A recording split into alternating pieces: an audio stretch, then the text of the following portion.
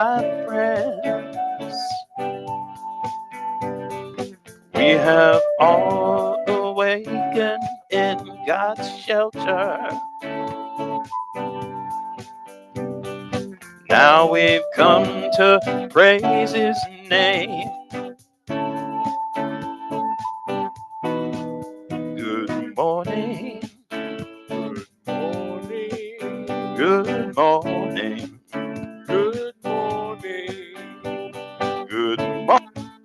Good morning, Good my morning, my friends. friends. Sing Hosanna, Hosanna. hallelujah. Hallelujah. Alapaya Alabama. bahalapa. In the sanctuary of our Lord's protection and the stronghold of our Lord's defense. With His love, our spirits and as we glorify His name, our hearts are blessed. Good morning, Morning. good morning, Good morning. good morning, good morning, my friend. My friend. Good morning, Good morning. good morning. I just put something. Good morning. Good morning. I'm just gonna stop Good there. morning, I don't know my what threw me friend. off on that chord progression, but I'm not going to make people suffer while I try and find the right space. I am Excuse not me, about doing Tony. Your voice is cutting out regularly. really Yes, and very often. regularly and very often. Is that better? For right now, it We is. won't. But It might be my head was moving and my mic was popping around. I might. I'm not sure. Can you That hear that me might. okay? your voice sounds significantly softer than Tony's. Well, significantly softer than I Tony's. said it like that. Right. Significantly Okay. lower, Excuse me, at others. lower volume. So we've got some sound. We've got some sound issues. Thank you very much, Andy. And Jeremiah, you think it's my mic cord? Okay, you cut out just now there, Tony. It might be this mic cord. I'm gonna keep trying this because Excuse I do me. think it is. Maybe I could use that. I think I'm gonna just put this in my pocket and hope that that keeps it from moving around and temporarily disconnecting and reconnecting and keep me abreast of how I'm sounding. Thank you so much, Andy. You're Thank you. welcome. And good morning, everyone. Hello, everyone there in Zoom land. Hi, Andy. Hello, Yuta, and hello. Oh golly, I'm having a senior moment here. We see that we've got Pam, we've got Terry, and how you doing, Daryl? Excuse me. I'm doing You okay good? if I You don't sound okay. You sound like can get over this cough. you've got a cough there. And Yes. good morning, Jeremiah. And we've got Suzanne Gerstner off camera here. Good morning, Sue. How are you? And we have a visitor with us. I don't know why you look very familiar to me.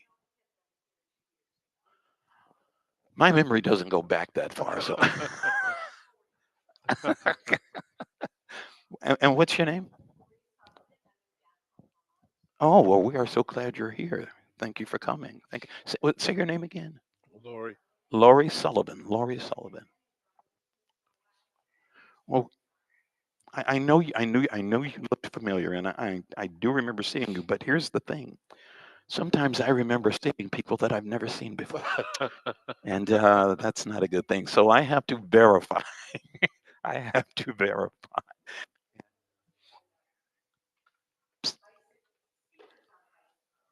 What's that again? She. Oh, Seekers on Bicycles. Okay. We're going to go ahead and have our opening prayer. Daryl, do you By the mind? way, nobody can hear anybody that's in the hall there. So anything they said, we lose. Yeah, yeah, yeah. Well, I'll go ahead and tell you. Well, first of all, we have Suzanne here, and we have, I've already forgotten. I told you I'm having this. That is correct. Um, we have some others here, and Nevada is just walking in, and we were just having a little. She was just introducing herself to us, and we've got a microphone out there, but no one is actually. It has a switch on it, so the switch may actually be off. Hey, good morning, Nevada. How are you? Okay. Are we ready? And if I want to take it off and give it to somebody. Okay, let's go ahead and have our opening prayer. My God, whom I worship and adore, I bear witness unto thy unity and thy oneness, and acknowledge thy gifts, both in the past and in the present. Thou art the old bountiful, the overflowing showers of whose mercy have rained down upon high and low alike, and the splendors of whose grace have been shed over both the obedient and the rebellious. O God of mercy, before whose door the quintessence of mercy hath bowed down, and round the sanctuary of whose cause loving kindness in its inmost spirit hath circled. We beseech thee, entreating thine ancient grace, and seeking thy present favor, that thou mayest have mercy upon all who are in the manifestations of the world of being, and deny them not the outpourings of thy grace in thy days. All are but poor and needy, and thou verily art the all possessing, the all subduing, the all powerful. This is the prayer from Baha'u'llah. Thank you, Daryl. Now, as you know, we've been studying from the book Baha'u'llah and the New Era. Too far away from people to be able to really see it, but this is that book, and Daryl has a different edition, but they're the same book. Okay, a few different changes, and because of various editions, a few changes in terms and so forth, but generally speaking, the same book. And we are in chapter 13, and today we are starting on the section called "The Time of the End." And I'm going to go ahead and tell you,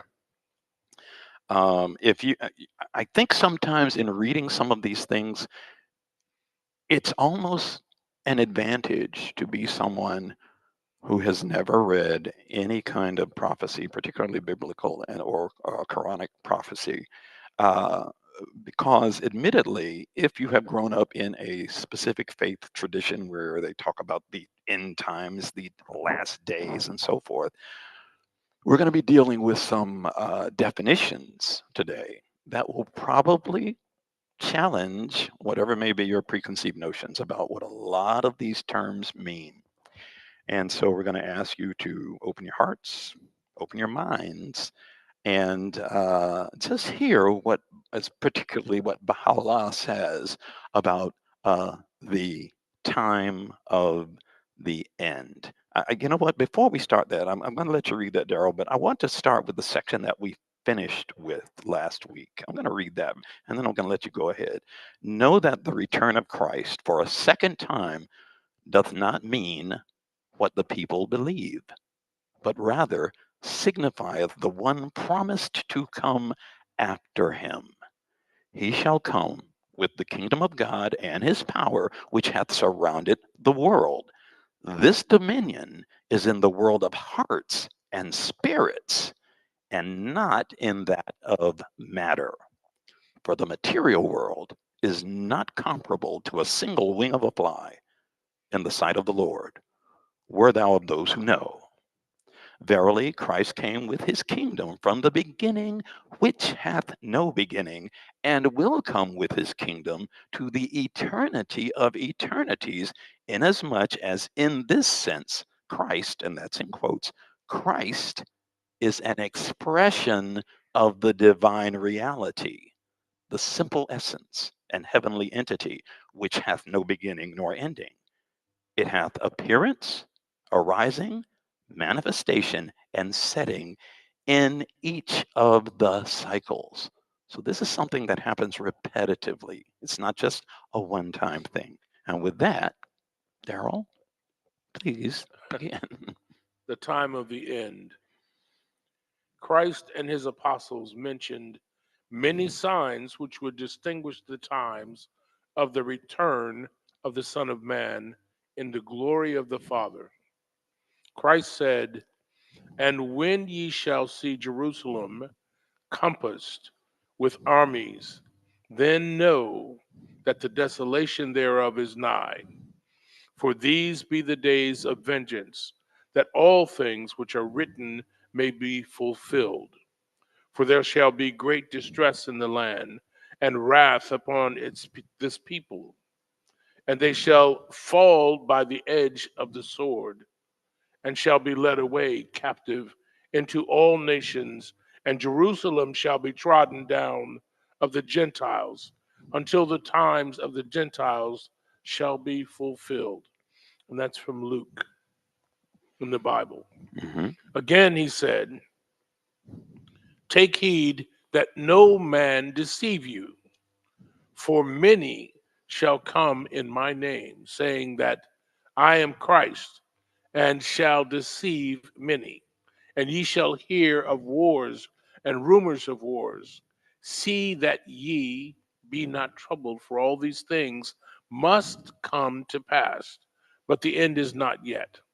For nation shall rise against nation, and kingdom against kingdom.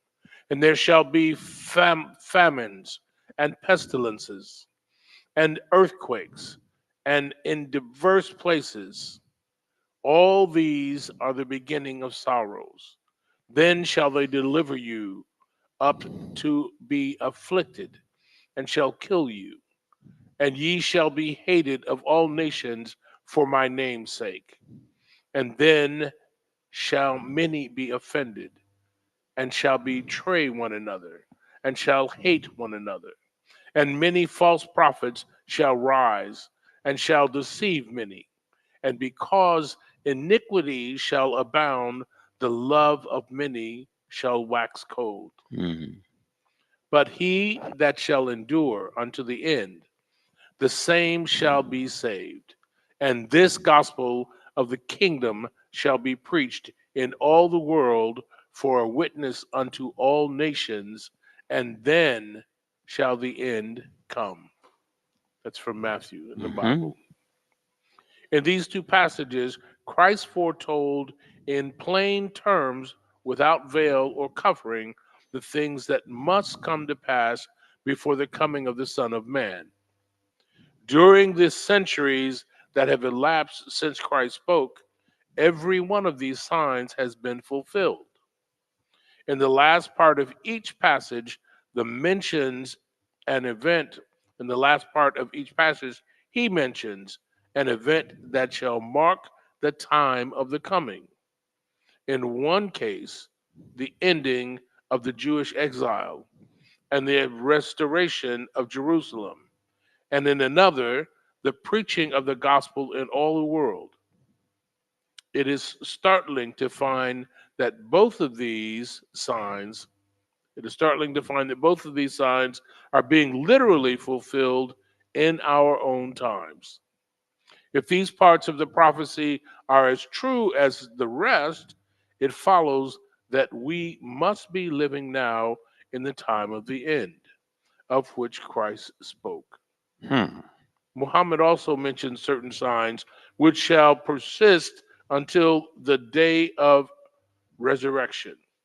In the Quran, we read, when Allah said, "O Jesus, verily I will cause thee to die, and exalt thee towards me, and clear thee of the charges of those who disbelieve, and will place those who follow thee," that is, Christians, above those who disbelieve, Jews and others, until the day of resurrection. Then to me shall be your return.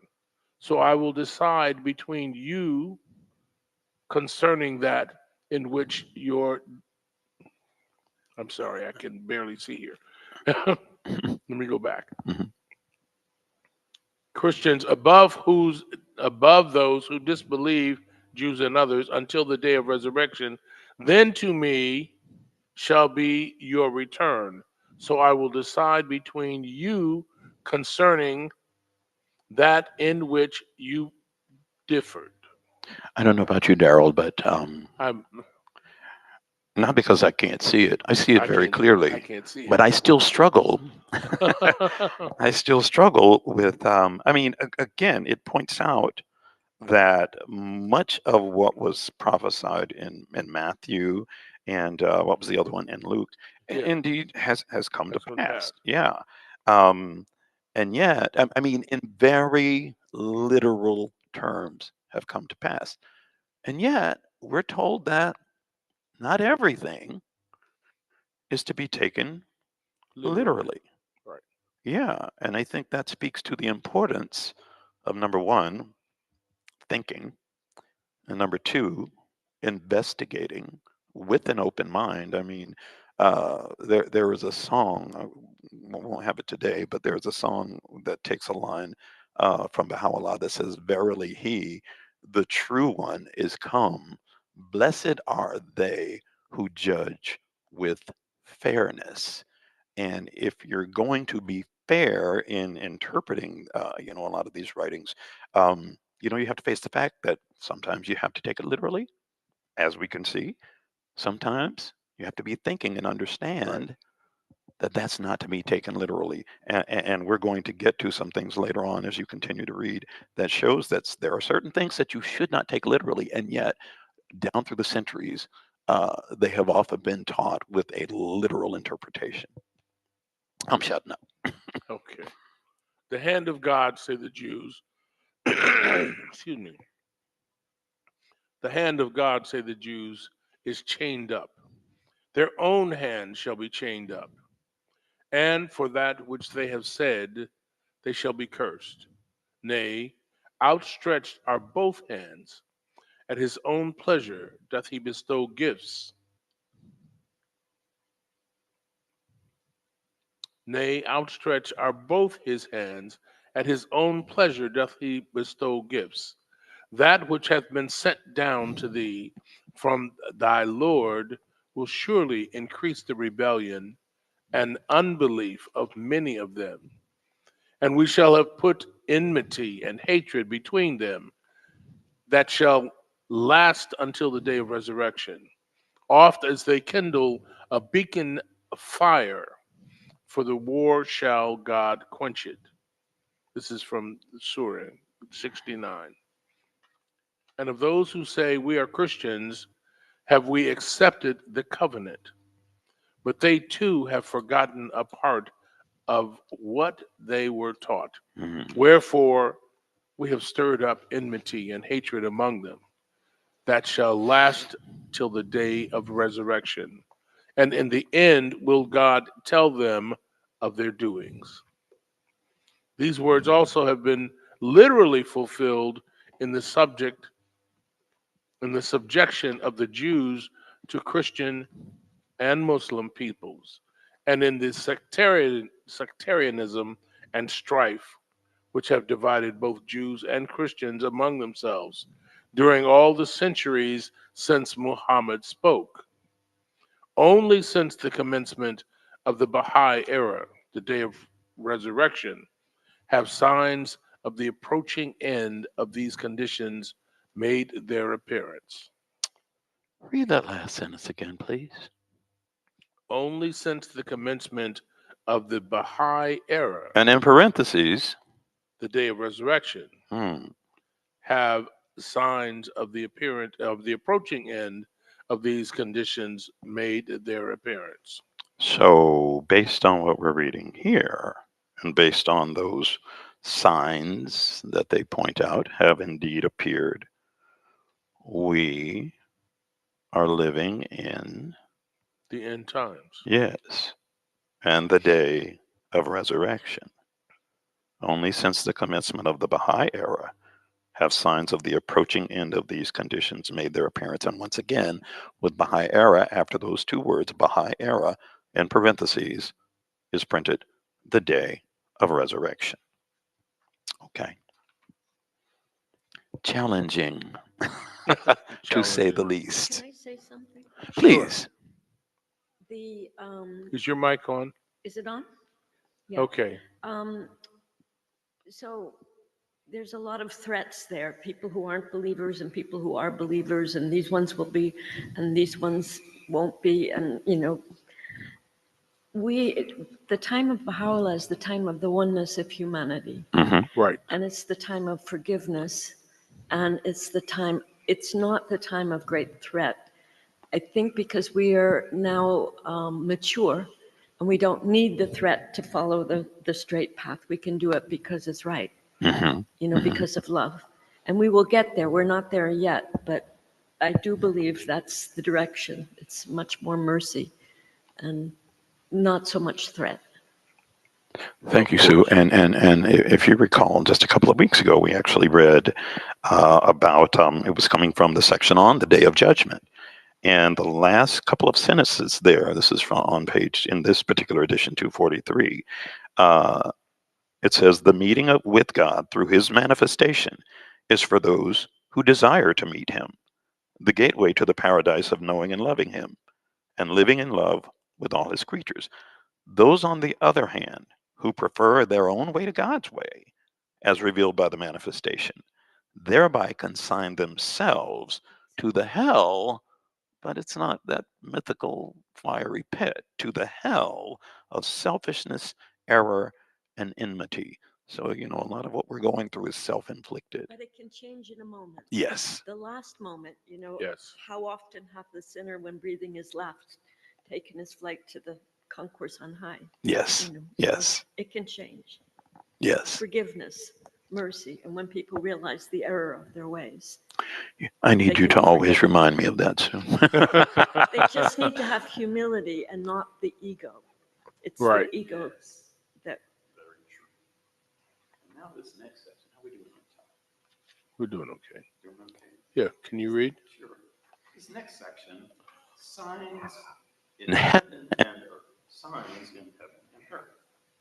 And if you notice, there's kind of a common thread running through here, which often, I mean, is this showing this correlation between the Hebrew scriptures, the Christian scriptures, and the Mohammedan scriptures, and it's not all saying it the exact same way, but there are a lot of intersections here, shall we say?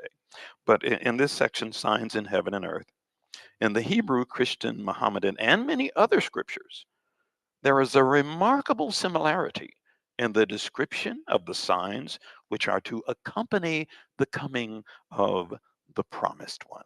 What is that? A remarkable similarity in the description of the signs which are to accompany the coming of the promised one. In the book of Joel, we read, "And I will show wonders in the heavens and in the earth, blood and fire and pillars of smoke. The sun shall be turned into darkness and the moon into blood before the great and terrible days of the Lord come. For behold, in those days, when I shall bring again the captivity of Judah and Jerusalem, I will also gather all nations and will bring them down into the valley of Jehoshaphat." In brackets, it says Jehovah judgeth for Jehoshaphat. "Into the valley of Jehoshaphat, and will plead with them there. Multitudes, multitudes in the valley of decision. For the day of the Lord is near in the valley of decision. The sun and the moon shall be darkened, and the stars will withdraw their shining. The Lord also shall roar out of Zion and utter his voice from Jerusalem, and the heavens and the earth shall shake. But the Lord will be the hope of his people." And he goes on to say, Christ says, because that was from Joel. Now, in this next section, which comes from Matthew, Christ says, "Immediately after the tribulation of those days shall the sun be darkened, and the moon shall not give her light, and the stars shall fall from heaven, and the powers of the heavens shall be shaken. And then shall appear the sign of the Son of Man in heaven. And then shall all the tribes of the earth mourn, and they shall see the Son of Man coming in the clouds of heaven with power and glory." Again, that's from Matthew. And now we go on to the Quran. In the Quran, we read, when the sun shall be shrouded, and when the stars shall fall, and when the mountains are made to pass away, and when the leaves of the book capitalize, and when the leaves of the book shall be unrolled, and when the heaven shall be uncovered, and when hell shall be made to blaze. Again, that's from the Quran. Now we move on to Baha'u'llah's writings. There was a book that we call the Book of Certitude. Okay, sometimes it's simply called the Kitabi Igan. So here it says in the Book of Igan. In the Book of Igan, Baha'u'llah explains that these prophecies about the sun, moon, and star. Oh my goodness, I have to stop reading. I do not have to stop reading, but this is one of those moments. I told you you're going to get some definitions. I just want to say, here they come. Here come the definitions, and it's lengthy. It's an explanation of all these terms. In the book of Igan, Baha'u'llah explains that these prophecies about the sun, moon, and stars, the heavens and the earth, are symbolical and are not to be understood merely in the literal sense. The prophets were primarily concerned with spiritual, not material things, with spiritual, not with physical light. When they mention the sun in connection with the day of judgment, they refer to the sun of righteousness. The sun is the supreme source of light. So Moses was a son for the Hebrews, Christ for the Christians, and Muhammad for the Muslims. See, again, there go those intersections. When the prophets speak of the sun being darkened, what is meant is that the pure teachings of these spiritual sons have become obscured by misrepresentation, misunderstanding, and prejudice, so that the people are in spiritual darkness. The moon and stars are the lesser sources of illumination, the religious leaders and teachers who should guide and inspire the people.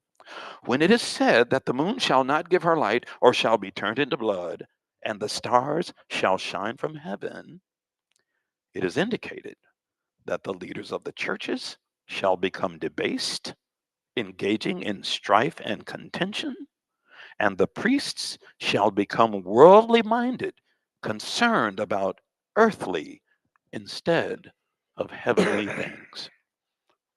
The meanings of these prophecies is not exhausted by one explanation, however, and there are other senses in which these symbols can be interpreted. Baha'u'llah says that in another sense, the words sun, moon, and stars are applied to the ordinances and instructions enacted in every religion. As in every subsequent manifestation, the ceremonies, forms, customs, and instructions of the preceding manifestations are changed in accordance with the requirements of the I think you times. need to repeat that Yes. section. As in every subsequent manifestation, the ceremonies, forms, customs, and instructions of the preceding manifestations are changed in accordance with the requirements of the times, so that in this sense, the sun and moon are changed and the stars dispersed. In many cases, the literal fulfillment of these prophecies in the outward sense would be absurd or impossible. For example, the moon being turned into blood, or the stars falling upon the earth. The least of the visible stars is many thousand times larger than the earth. Yeah. And were one to fall on the earth, there would be no earth left for another to fall on. In other cases, however, there is a material as well as a spiritual fulfillment. I'll read that again. In other cases, however, there is a material as well as a spiritual fulfillment. For example, the Holy Land did literally become desert and desolate during many centuries, as foretold by the prophets. But already in the day of resurrection, It is beginning to rejoice and blossom as the rose, as Isaiah foretold. If you are questioning that, Google Baha'i Gardens. Just Google Baha'i Gardens. Prosperous colonies are being started. The land is being irrigated and cultivated, and vineyards, olive groves, and gardens are flourishing where half a century ago there was only sandy waste. Doubtless, when men beat their swords into plowshares and their spears into pruning hooks, wilderness and deserts in all parts of the world will be reclaimed. The scorching winds and sandstorms that blow from these deserts and make life in their neighborhood well nigh intolerable will be things of the past. The climate of the whole earth will become milder and more equable. Cities will no longer defile the air with smoke and poisonous fumes. And even in the outward material sense, there will be new heavens and a new earth.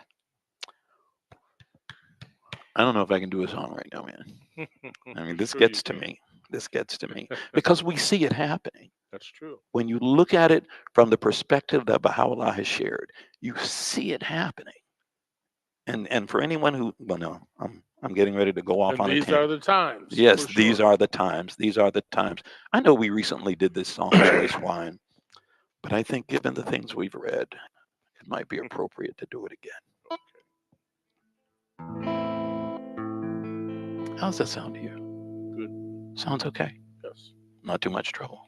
No. I'm hearing too much trouble in these things. Okay, but we'll go.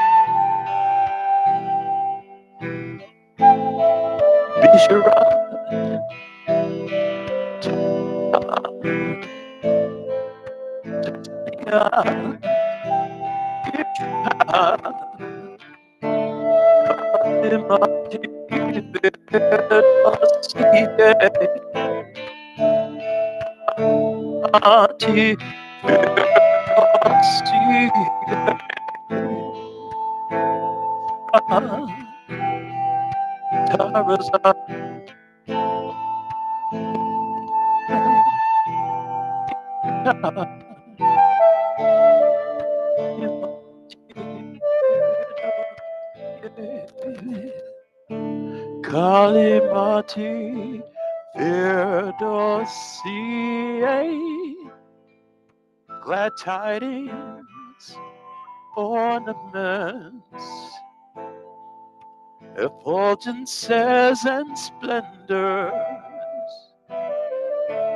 holy words of paradise, holy words of paradise. What me my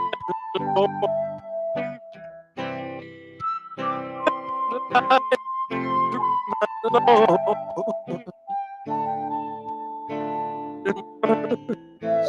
now real choice wine, now unsealed by my Lord,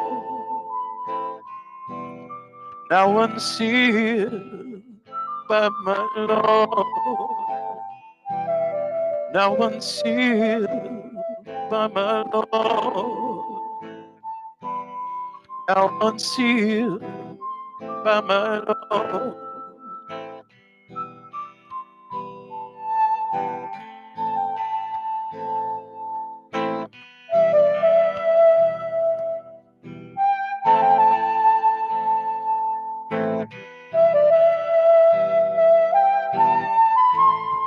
In the writings of Baha'u'llah, it is written, The seal of the choice wine of his revelation hath in this day, and in his name the self sufficing, been broken. Its grace is being poured out upon men.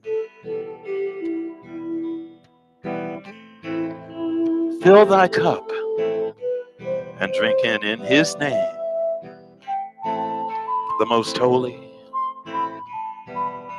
the all praised.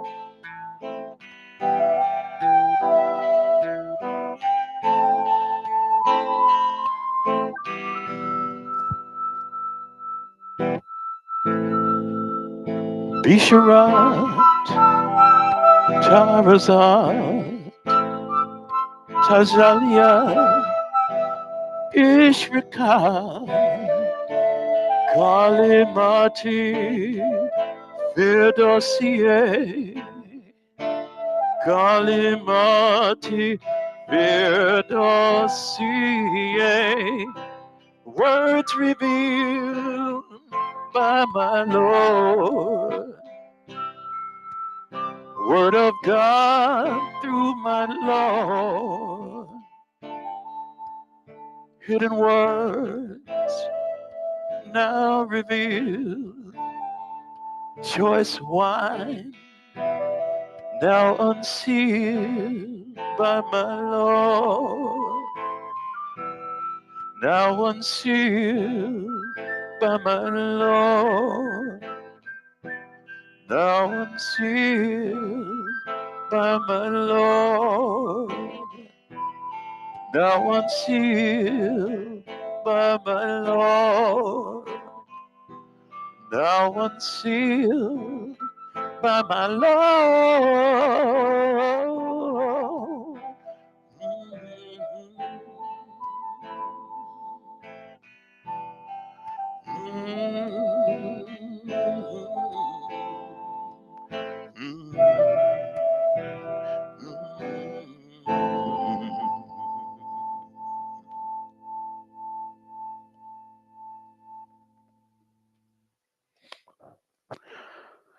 Choice wine. For anyone who wonders, what does that mean? I mean, those words that you might not recognize, Bisharat, Tarazat, Tajaliat, they are all names of tablets and books revealed by Baha'u'llah. And actually, that's pointed out in the song, but just for anyone who's wondering. So, Daryl, I think I just cut out again. Not hearing me at all. I don't know what's going on. So his mic is gone. I don't know if you can hear Okay, me. this one. You hear me fine? Test one, two. Test one, There two. you are. It's it's the connection. Yeah, it's the connection. I think Okay. duct tape is gonna. Okay. So shall we go on? This next section is called the manner of coming. As to the manner of his coming, at the end of the age, Christ said, "And they shall see the Son of Man coming in the clouds of heaven with power and great glory. And he shall send his angels with a great sound of a trumpet. Then shall he sit upon the throne of his glory. And before him shall be gathered all nations, and he shall separate them one from another, as a shepherd divided his sheep from the goats." That's from Matthew. Regarding these and similar passages, Baha'u'llah writes in the book of Igan, "The term heaven denoteth loftiness and exaltation, inasmuch as it is the seat of the revelation of those manifestations of holiness. Yes. It doesn't mean billowing with clouds and winged angels playing harps and other instruments and blowing on long reed instruments and I don't think so. Is he When Jeremiah. cutting out again? I don't understand what was said. I'm questioning this doesn't mean in literal terms, basically. I mean, it says that, but when I think of how various beautiful art in the past has pointed out, I mean, has shown what this is supposed to look like, it, it obviously makes, it doesn't agree with what we've just read, and Second yet slide. this makes Second so much slide. more sense to me. Oh, okay. Where he said the term heaven denoted loftiness and exaltation instead of those things that we've been shown in the past. Okay. The term heaven denotes loftiness and exaltation, inasmuch as it is the seat of the revelation of those manifestations of holiness, the day springs of ancient glory. These ancient beings, though delivered from the womb of their mother, have in reality descended from the heaven of the will of God. Though they be dwelling on this earth, yet their true habitations are the retreats of glory in the realms above. Whilst walking among mortals, they soar in the heaven of the divine presence. Without feet, they tread the path of the Spirit, and without wings, they rise unto the exalted heights of the divine unity. With every fleeting breath, they cover the immensity of space, and at every moment traverse the kingdom of the visible and the invisible. By the terms clouds is meant those things that are contrary to the ways and desires of men. Hmm. Even as the in capitalized, even as he hath revealed in the verse already quoted, as oft as an apostle cometh unto you with that which your souls desire not, ye swell with pride, accusing some of being impostors and slaying others. Quran 287. These clouds signify, in one sense, the annulment of laws, the abrogation of former dispensations, the repeal of rituals and customs current amongst men, the exalting of the illiterate faithful above the learned opposers of the faith. In another sense, they mean the appearance of that immortal beauty in the image of mortal man. In his with such human limitations as eating and drinking, poverty and riches, glory and abasement, sleeping and waking, and such other things as cast doubt in the minds of men and cause them to turn away. All such veils are symbolically referred to as clouds. Wow. These are the clouds that cause the heavens of the knowledge and understanding of all that dwell on earth to be cloven asunder. Even as he hath revealed, on that day shall the heavens be cloven by the clouds, even as the clouds prevent the eyes of men from beholding the sun, so do these things hinder the souls of men from recognizing the light of the divine luminary. To this beareth witness that which proceeded out of the mouth of the unbelievers as revealed in the sacred book. And they have said, what manner of apostle is this? He eateth food and walketh the streets. Unless an angel be sent down and take part on his warnings, we shall not believe. Other prophets similarly have been subject to poverty and afflictions, to hunger, and to the ills and chances of this world. As these holy persons were subject to such needs and wants, the people were consequently lost in the wilds of misgivings and doubts, and were afflicted with bewilderment and perplexity. How, they wondered, could such a person be set down from God, assert his ascendancy over all the peoples and kindreds of the earth, and claim himself to be the goal of all creation, even as he had said, "But for thee, I would have not created all that are in heaven and on earth," and yet be subject to such trivial things. You must undoubtedly have been informed of the tribulations, the poverty, the ills, and the degradation that have befallen every prophet of God and his companions. You must have heard how the heads of their followers were sent as presents to different cities, how grievously they were hindered from that whereunto, I'm sorry, how grievously they were sent.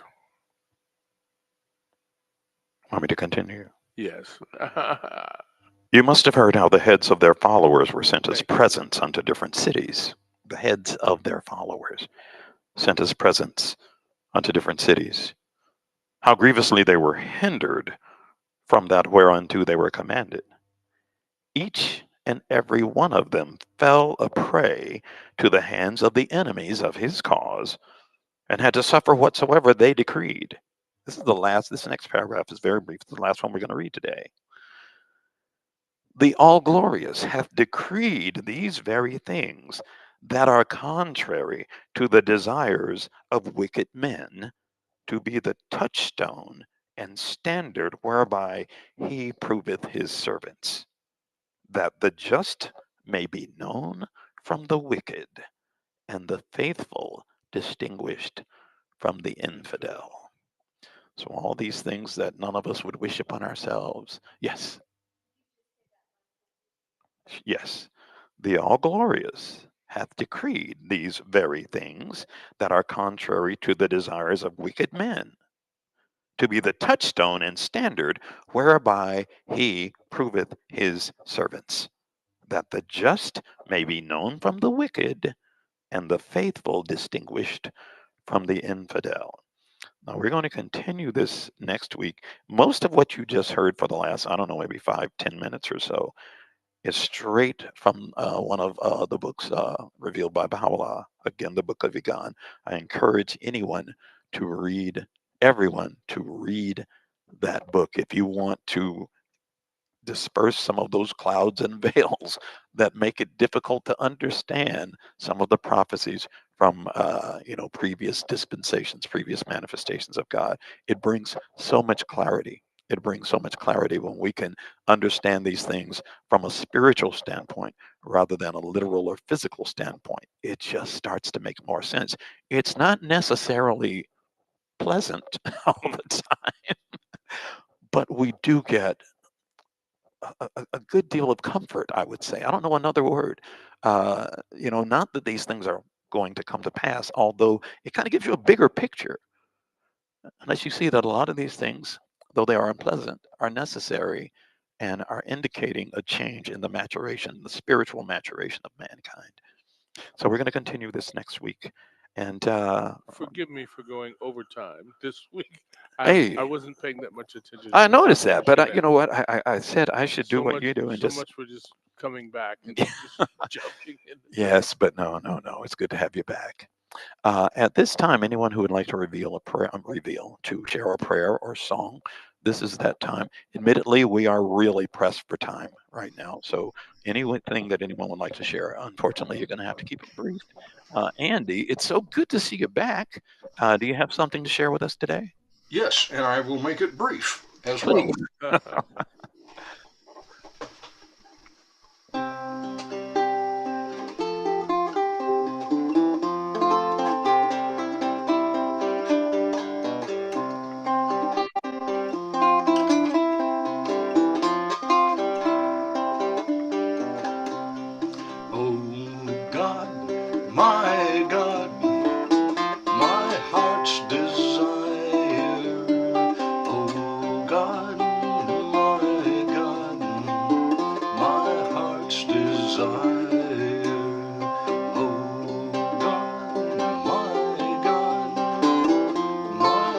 heart's desire. Oh God, my heart's desire. Thank you very much, Andy. Thank you. That's beautiful. Do we have anyone else that would like to share? Sure, give me a second. Yes, please, Terry. O Lord, unto thee I repair for refuge, and towards all thy signs I set my heart. O Lord, whether traveling or at home, in my occupation or in my work, I place my whole trust in thee. Grant me then thy sufficing help, so as to make me independent of all things. O thou who art unsurpassed in thy mercy, bestow upon me my portion, O Lord, as thou pleasest, and cause me to be satisfied with whatsoever thou hast ordained for me. That is the absolute authority to command. Prayer from the bow. Thank you very much, Terry. Is there anyone else who would like to share?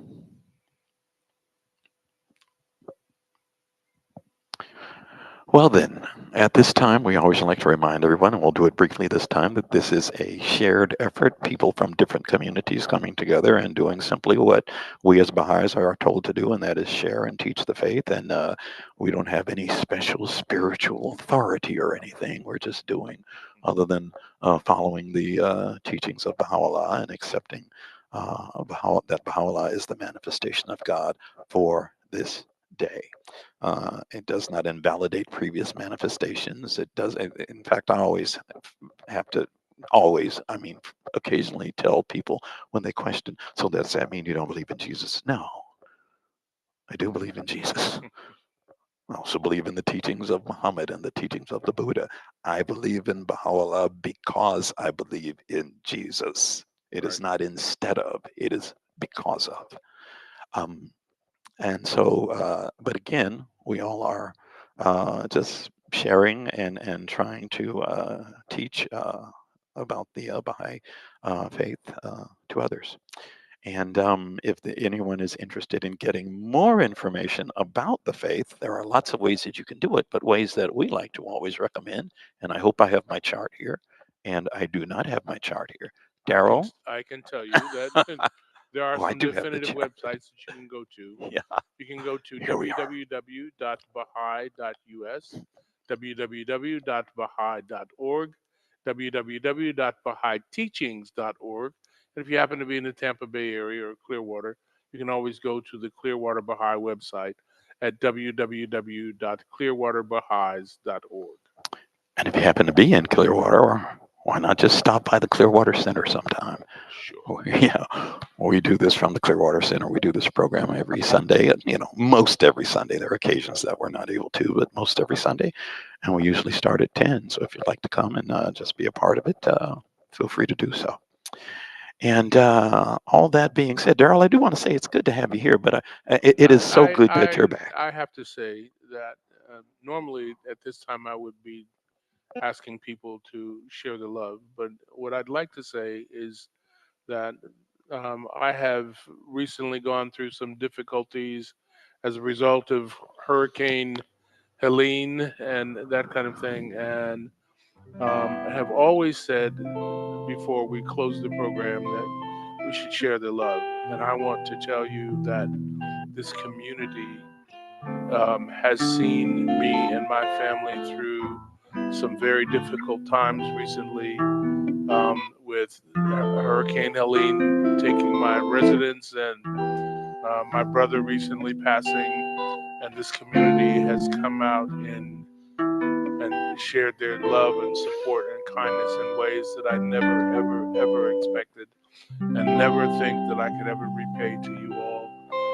I want to let you know how thankful I am that I live in such a community, in such a world that has helped us to survive these things. So thank you all very much. And I still want to say, share the love. It pays off. It pays off in ways like you would never, ever believe. Thank you. And rather than do the closing song, because I'm looking at the clock there, why don't we just say, you just said share the love. And while you're sharing that love, Let your vision be world World embracing. Yes, let your vision be world embracing. And once again, as we always say when we actually sing that, these are the words of Baha'u'llah because they are. I'm going to read this verse real quick. O people of justice, be as brilliant as the light and as splendid as the fire that blazed in the burning bush. The brightness of the fire of your love will no doubt fuse and unify the contending peoples and kindreds of the earth, whilst the fierceness of flame of enmity and hatred cannot but result in strife and ruin. We beseech God that he may shield his creatures from the evil designs of his enemies. He verily hath power over all things. Let your vision be world embracing. Folks, have yourself a great week.